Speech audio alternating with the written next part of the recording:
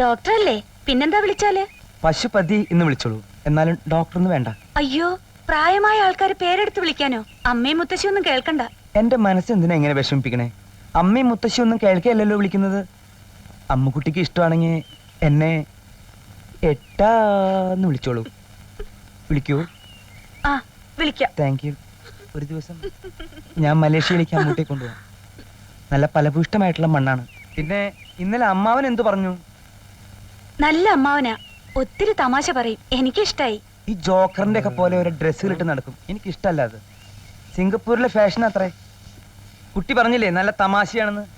എന്നീന്ന് കടം മേടിച്ചു കൊണ്ടുപോണ തമാശകളാണ് കുട്ടിയോട് പറയണത്.